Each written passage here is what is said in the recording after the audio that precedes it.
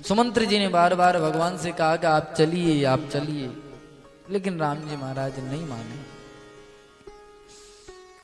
जानकी जी से भी कहा, सुमंत्र जी ने कहा कि आप तो चलिए, जब तक आपकी इच्छा हो अवध में रुकना, जब आपकी इच्छा हो जनकपुर चले जाना, लेकिन आप तो चलिए। जानकी जी ने कहा, मैं मेरी स्वामी के सामने कुछ बोल नहीं सकती हूं, लेकिन फिर भी मंत्री जी बताइए, क्या हमारे शरीर से हमारी छाया विलग हो सकती है क्या? हमारी परछाई हमारे शरीर से अलग हो सकती है क्या? परछाई हमेशा हमारे साथ रहती है। तो जानकी जी ने कहा, मैं तो बस इनकी परछाई हूं, इनके अलावा मैं अस्तित्व में नहीं रह सकती हूं। सुमंत्र जी महाराज नैनों से आंसू धारा बह रही, बालक की तरह रो रहे हैं। भगवान बार बार समझाते हैं और उनको भेजते हैं। सुमंत्र जी महाराज खड़े हैं, जा नहीं रहे हैं, रो रहे हैं। राम जी महाराज थोड़ा किनारे पे आते हैं, नीचे आते हैं, गंगा के किनारे। अब ध्यान से सुनने वाला प्रसंग है। इतनी देर भगवान एक विरह में थे, वेदना में थे, लेकिन अब भगवान का भक्त मिला है, केवट। केवट अपनी नाव पर मस्ती से बैठा है। भगवान ने इशारा किया, मांगी नाव न केवट आना, मांगी नाव न केवट आना, कही मरमो तुहार में जाना, कही मरमो तुहार में जाना, मांगी नावन के बटुआना। राम जी ने केवट से नाव मंगाई, मांगी नाव। इशारा किया कि हे नाविक, ये नाव इधर ला। हे केवट, नाव इधर ला। नाव वाले को बुलाया, मांगी नाव। केवट ने क्या कहा? मांगी नावन केवटवाना। केवट जी ने मना कर दिया कि मैं नहीं आ रहा हूं। राम जी ने कहा, क्यों नहीं आ रहे? तुम नाव नदी के किनारे पे तुमने लगा रखी है, जो भी यात्री इधर से आए उन यात्रियों को तो उस पार उतारते हो, तो हम यात्री हैं, हमें उस पार उतारने के लिए तुम मना क्यों कर रहे हो? मांगी नाव न केवट आना। केवट ने कहा, मैं इसलिए नहीं आऊंगा, कही मरमु तुम्हार में जाना। केवट ने कहा कि तुम्हारा मरम मैं जानता हूं। राम जी से कहा, आपका जो मरम है, जो गुड रहस्य है, वो मैं जानता हूं। लक्ष्मण जी ने कहा, ये छोटा सा केवट राम जी का मरम जानता है, जो शेष, महेश, दिनेश, जो ब्रह्मा जी जैसे, इंद्र जैसे, नारद जी जैसे भगवान का मर्म नहीं जान पाते हैं, वो ये एक सूक्ष्म छोटा सा केवट भगवान का मर्म जानता है। लक्ष्मण जी ने, राम जी ने भी देखा कभी ये अपना कौन सा मर्म जानता है। पूछा, कौन सा मर्म जानते हो? ऐसी कौन सी बात है जो तुम हमारी जानते हो? केवट ने कहा, चरण कमल रज कहूं सब कई, मानस करनी मोरी कछु आई। जय राम जय जय राम, श्री राम जय राम जय जय राम। छुवत शिला भई नारी सुहाई, पाहन तेन काठ कठिनाई।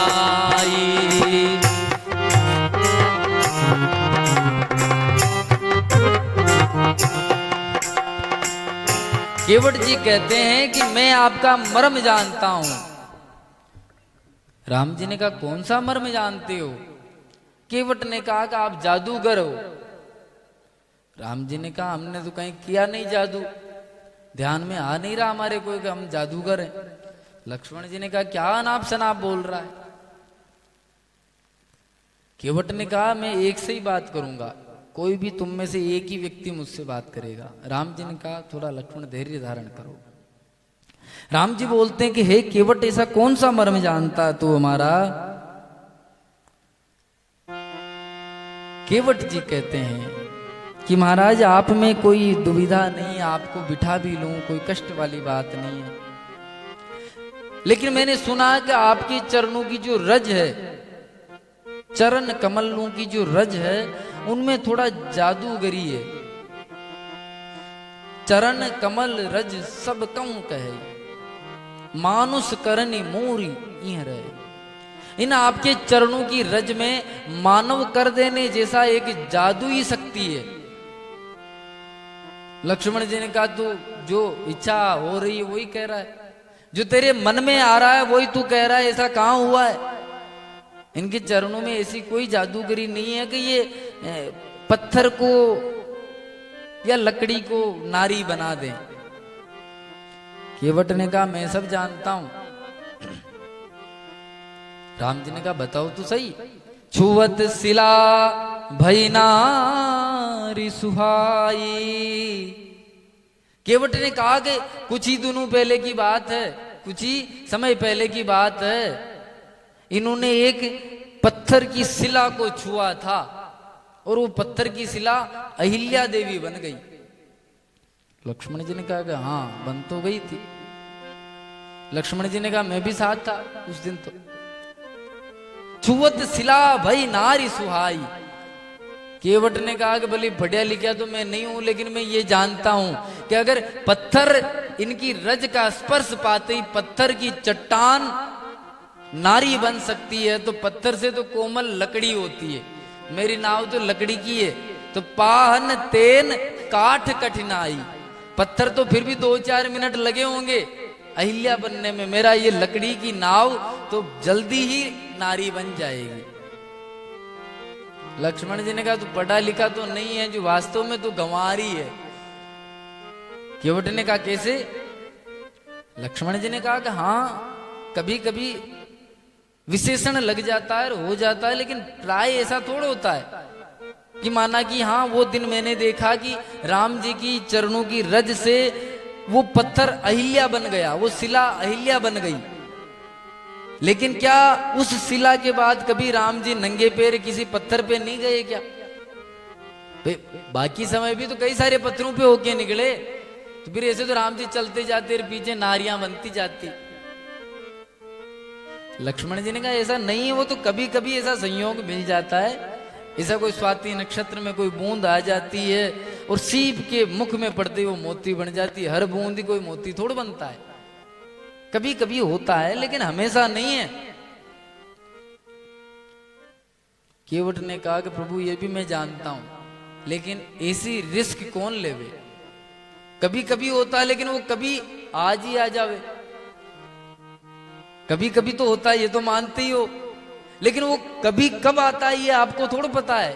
क्या पता वो कभी का नंबर आज ही हो। और मेरे एक ही नाव है और एक ही मेरे घर वाली है। अब ये नाव भी घर वाली बन जाए तो 2 घर वाली हो जाए, धंधा सारा समाप्त, और कोई काम जानता भी नहीं हूं। तरनी मुनि घरनी हो जाई। जो मेरी तरणी है, नाव को कहते हैं तरणी, मेरी तरणी मेरी घरनी हो जाएगी, मेरी पत्नी हो जाएगी, नारी बन जाएगी। बाट पुरई मोई नाव उड़ाई। मेरी नाव उड़ जाएगी, पता ही नहीं चलेगा।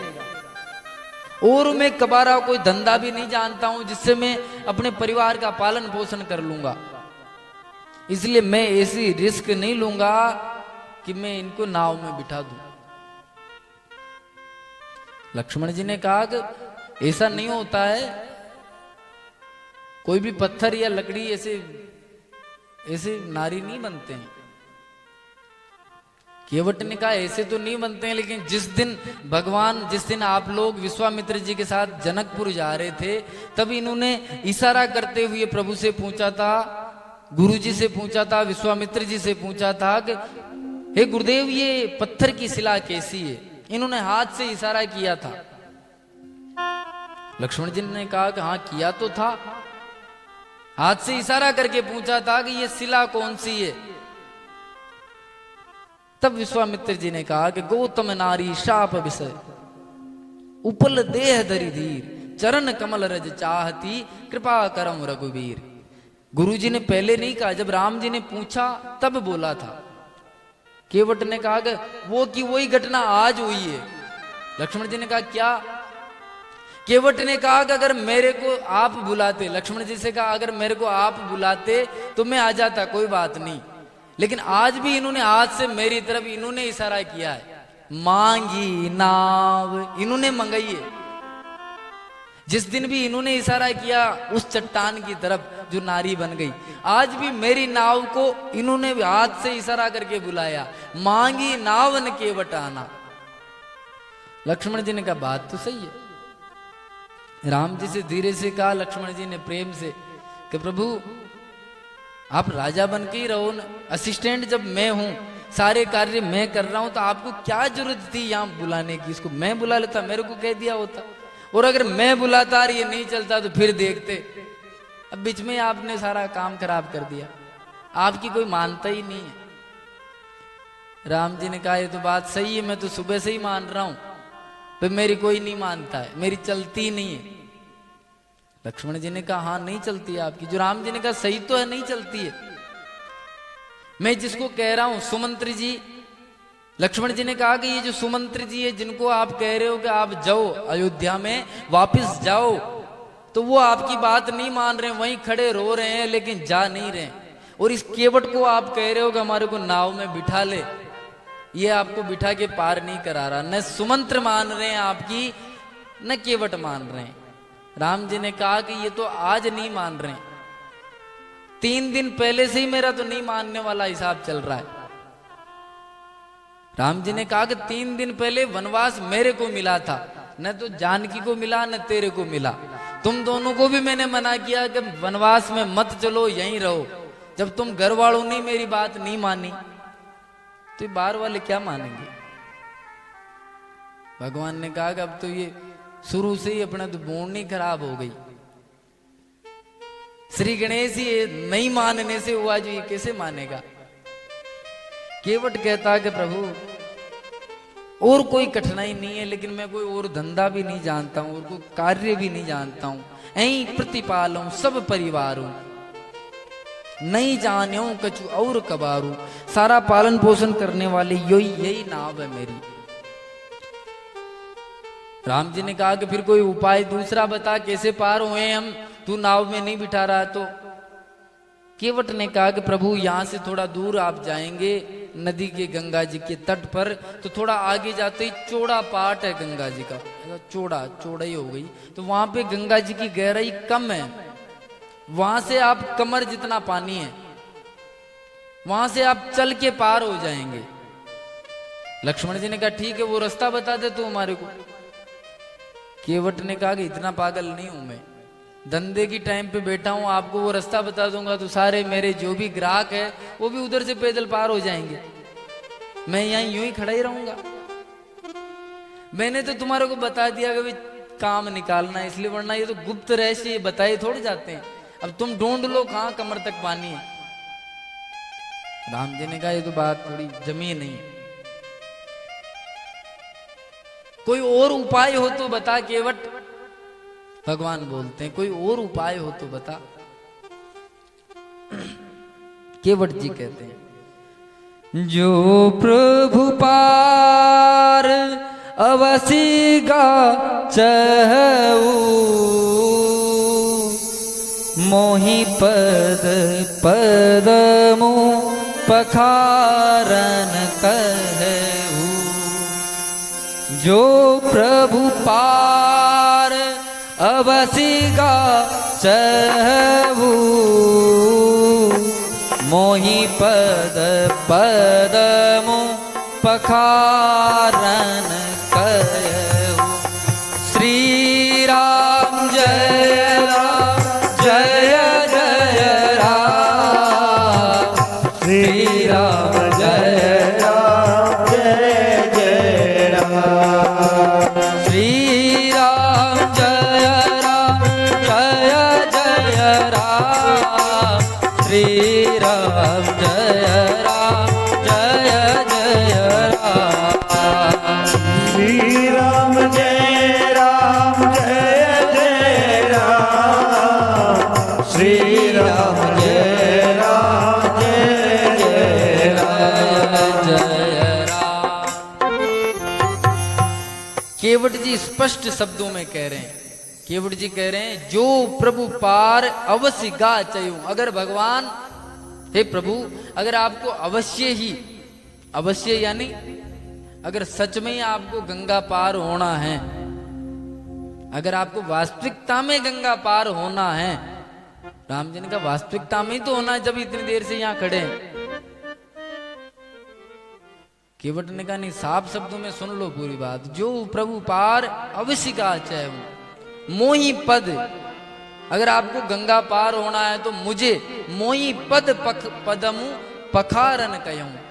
मुझे आप कहिए कि मेरे पैर धो ले, आप कहोगे जब धोऊंगा, वरना मेरे कहीं खोटी नहीं है। मोही पद पदुम पखारन कहूं। केवट भले ही राम जी को एक दार्शनिक भाषा में कुछ कह रहे हैं, लेकिन फिर भी केवल चरण नहीं कह रहे हैं, चरण कमल। पद पदमु, पदम यानी कमल, चरण कमल धोने के लिए आप आज्ञा दो। आप तो मना करते हो और फिर भी लोग आपका जबरदस्ती चरण धोते हैं, लेकिन प्रभु मैं जबरदस्ती धोने वालों में से नहीं हूं। आप कहो राजी हो क्या, आगे हो गए आप कहो। अगर आपको पार होना हो तो कहो, वरना मत कहो। जो प्रभु अवश्य पार गा चयूं मोई पद पदमु पखारन कहूं। मुझे कहो कि चरण धो ले, जब मैं आपके चरण धोऊंगा और ये जो आपकी रज लगी हुई है चरणों की, ये साफ हो जाएगी। मेरे को आपसे कोई वेर नहीं है, मेरे को आपकी रज से आपत्ति है, आपकी चरणों की रज से समस्या है, आपसे कोई समस्या नहीं है। राम जी मुस्कुराए कि बड़ा भारी भगत मिला है आज। लक्ष्मण जी भी देख रहे हैं कि तो बात बना रहा है धीरे धीरे। पद कमल धोई चढ़ाई नावन नाथ उतराई चहो। मोहि राम राउरी आन दशरथ सपत सब साची कहो। बरु तीर मारहूं लखनऊ पे जब लगिन पाई पखारी। तब लागिन तुलसी दास नाथ कृपाल पार उतारी हो। पद कमल धोई चढ़ाई नाथ न उतराई चौ। केवट जी कह रहे हैं कि प्रभु मेरे को आपकी स्थिति भी मालूम है, अगर आप चरण धो लेने देते हैं तो मैं आपसे उतराई भी नहीं लूंगा, अर्थात जो पैसा लगता है उतराई लगती है वो भी छूट आपको, क्योंकि आपकी स्थिति नहीं है अभी कुछ देने की। नाथ न उतराई चहो, कोई उतराई भी नहीं चाहिए मुझे। मोई राम राउरी आन दशरथ शपथ सब सांची कहो। केवट जी कह रहे हैं मेरे को दशरथ जी महाराज की सौगंध है, मैं सत्य कह रहा हूं, मैं आपसे कुछ भी नहीं लूंगा, बस चरण धो लेने दो, अगर पार जाना हो तो। बरु तीर मारो लखन उपेसी। लक्ष्मण जी ने कहा तू महाराज की बिना बात सौगंध ले रहा है, तीर निकाल लिया, अभी तीर मार दूंगा तुझे। राम जी ने रोका, भी धैर्य धारण करो। राम जी महाराज जब उसके ऐसे प्रेम लपेटे अटपटे भी ऐसे करुणायन ऐसे शब्द सुने प्रेम में लिपटे हुए, लेकिन अटपटे भले ही हैं। कभी तो कह रहे हैं पद पदम पखारन चयो, आपके चरण कमलों को दो। कभी कह रहे हैं कि मुझे शपथ है मैं आपसे कोई टैक्स नहीं लूंगा। सुनी के वट के बे प्रेम लपेटे अटपटे, बीह से करुणा एन चितई जान की लखन तन। राम जी महाराज लक्ष्मण जी और जानकी जी की तरफ देख करके मुस्कुराए। क्यों मुस्कुराए? एक पूर्व जन्म की कथा है केवट की। पूर्व काल में एक कालखंड के इस काल में भगवान नारायण विष्णु भगवान शेष सैया पर विराजमान आराम कर रहे थे क्षीर सागर में। लक्ष्मी जी महाराज चरण सेवा कर रही थी और शेष जी महाराज छाया किए हुए आसन लगाए हुए बैठे थे। तभी एक पुण्यात्मा, एक कछुआ कई वर्षों की तपस्या करके क्षीर सागर में पहुंचा। एक कछुआ कई वर्षों की तपस्या करके क्षीर सागर में पहुंचा।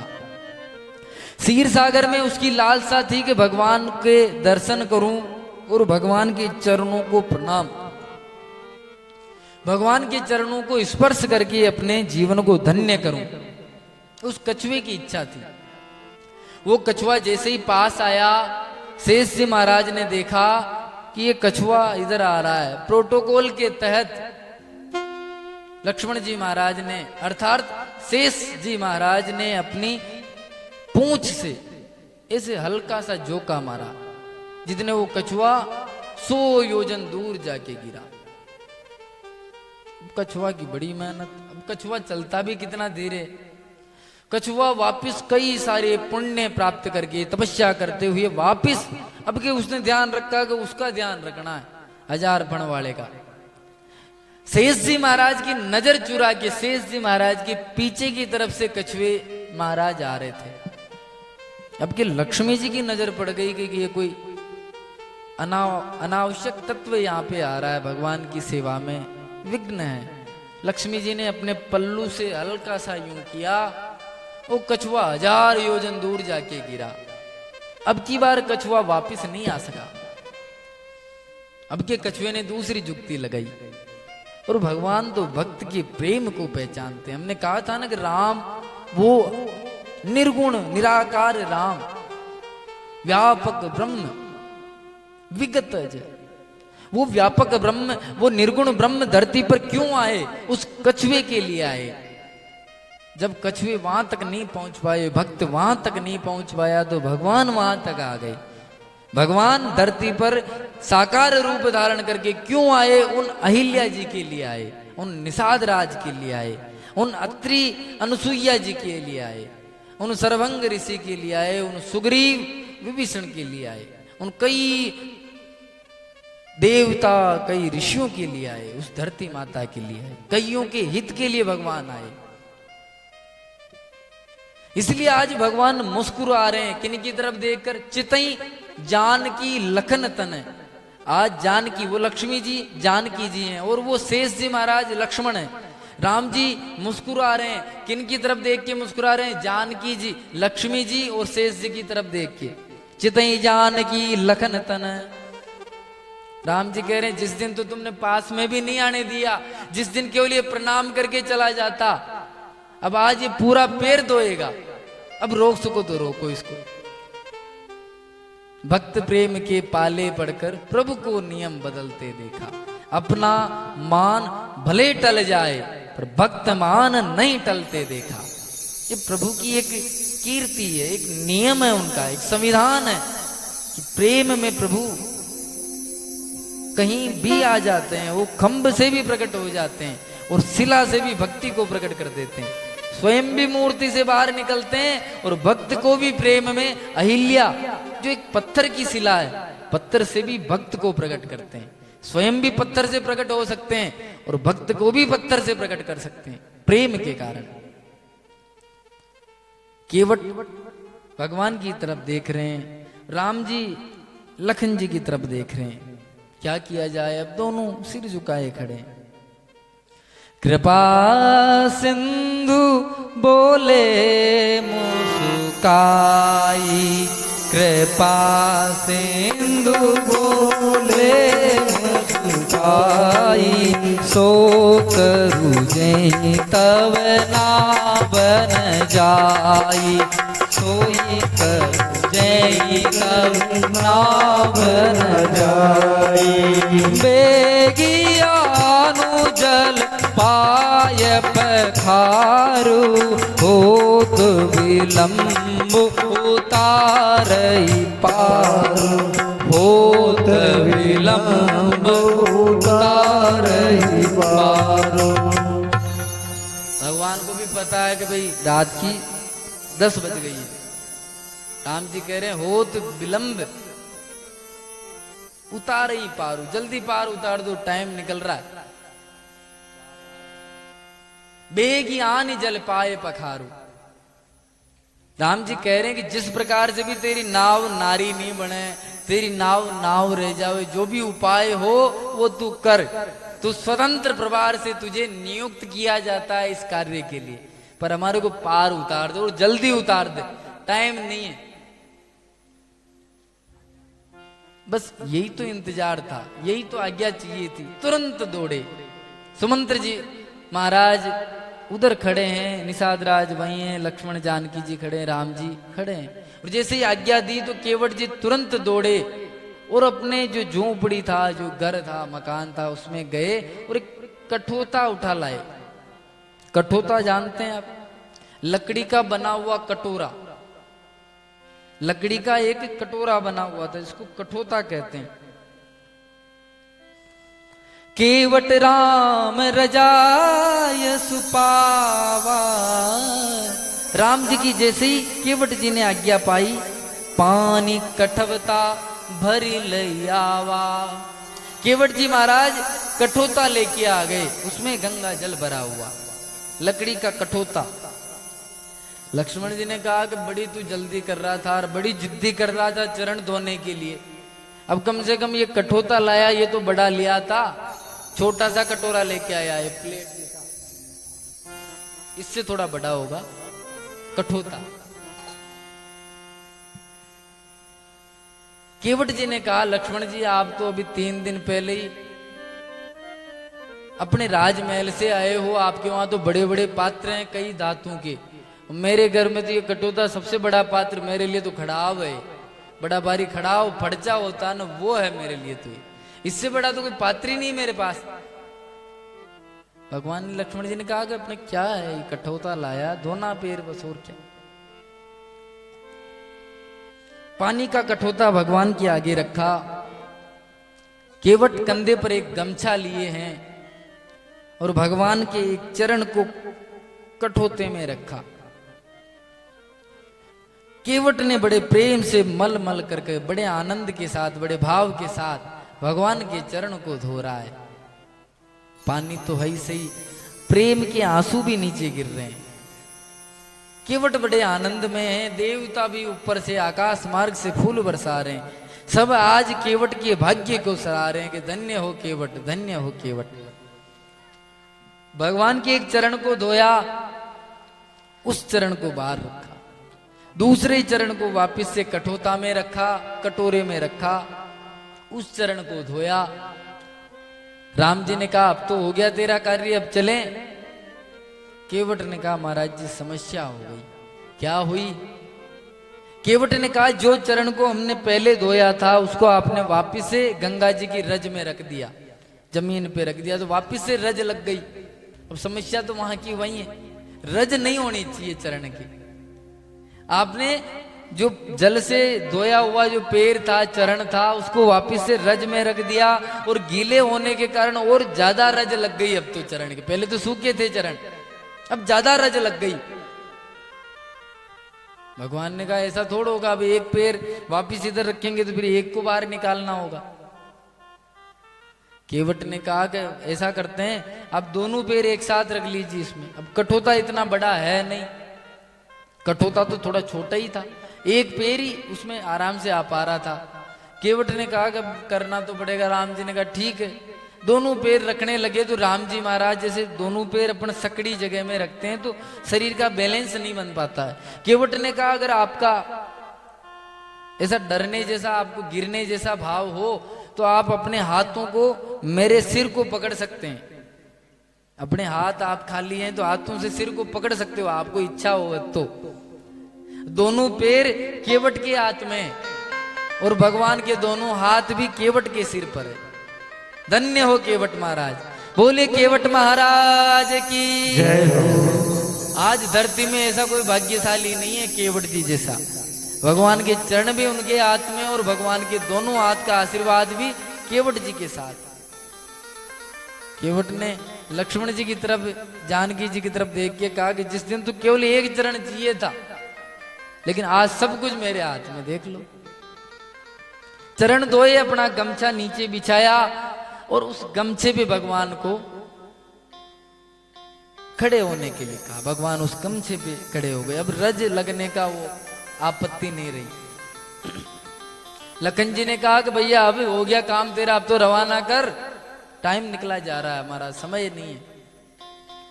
केवट ने कहा प्रभु मेरे भी थोड़े छोटे मोटे कुछ नियम हैं, अनुशासन है, मर्यादाएं हैं। भगवान ने कहा क्या मर्यादाएं हैं, बता, तेरे जो भी नियम हो वो पूरे करें। केवट ने कहा मेरे यहाँ, मेरे घाट पर जो पहले आता है उसे पहले पार किया जाता है। अर्थात जो लाइन में पहले लगे हुए लोग हैं उनको पहले पार किया जाएगा। लखन जी ने कहा फालतू बात मत कर, हम 3-4 के अलावा यहाँ कोई नहीं है तेरे ग्राहक।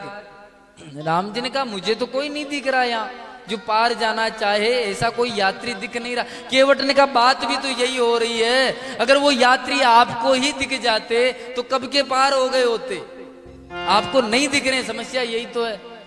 राम जी ने कहा कौन है यात्री? केवट ने कहा मेरे आगला बड़ा यही घूम रहे हैं, उनकी मुक्ति नहीं हुई है, अब पहले उनको पार करो फिर मैं आपको करूंगा। अर्थात वो यात्री पहले से लाइन में। पितरु पार करी, पहले पितरों को पार किया। कैसे किया? भगवान का जो चरणामृत था वो चरणामृत पितरों को अर्पण किया। पितृ सब भगवान के धाम पहुंच गए। पितरु पार करी, पितरों को पार किया। वापिस भगवान से कहा प्रभु पितर तो पार हो गए, लेकिन एक और समस्या है। भाई अब क्या है? उसने कहा कि मेरे कुटुंब वाले, मेरी पत्नी, मेरे बाल बच्चे, वो सब भी लालायित है, सबको पता है कि भगवान आ रहे हैं, आ रहे हैं। वो सब इंतजार में है कि हमारे लिए भी चरणामृत आएगा। लेकिन अब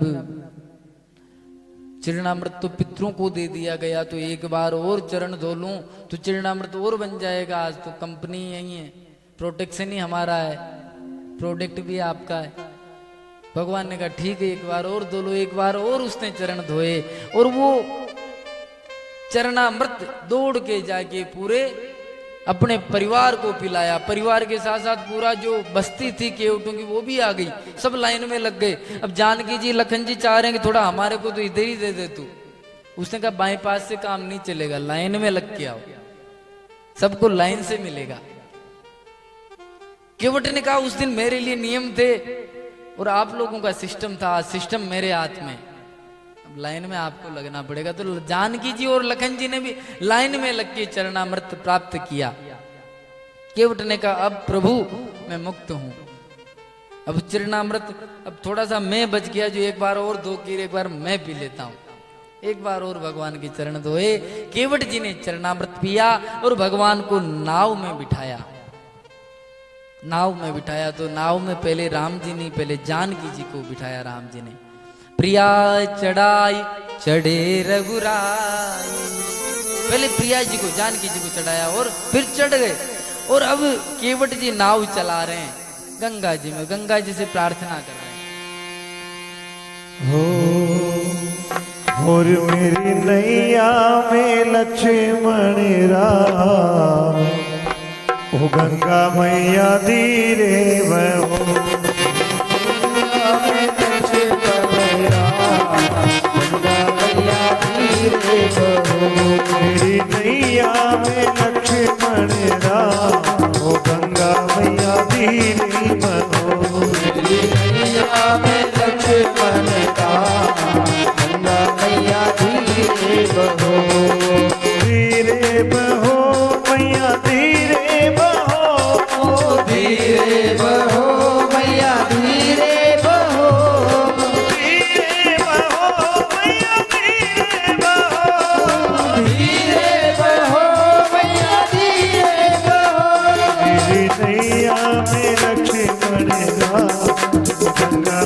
मैया धीरे बहो मेरी नैया में लक्ष्मण राम मैया धीरे बहो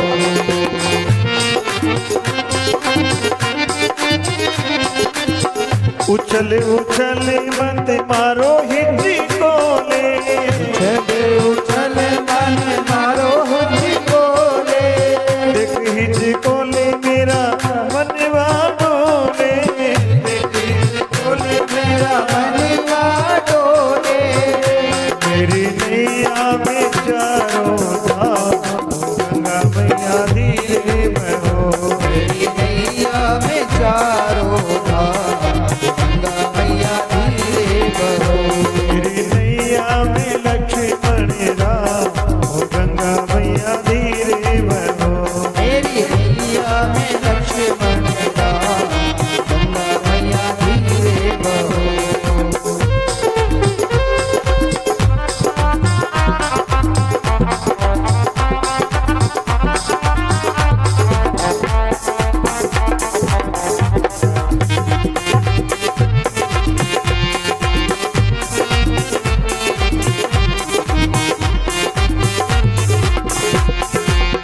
टूटी फूटी काठ की नैया टूटी फूटी काठ की नैया तुम बिन नैया कौन खेवैया तुम बिन नैया कौन खिवैया मेरी नैया है बिछी मजेदार ओ गंगा मैया धीरे बहो मेरी नैया है गंगा मैया धीरे बहो मेरी नैया में लक्ष्मण राम गंगा मैया धीरे बहो मेरी नैया में लक्ष्मण राम गंगा मैया धीरे बहो धीरे बहो मैया धीरे बहो धीरे बहो मैया धीरे बहो धीरे बहो मैया धीरे बहो मेरी नैया में लक्ष्मण राम गंगा मैया धीरे बहो मेरी नैया में लक्ष्मण राम गंगा मैया धीरे बहो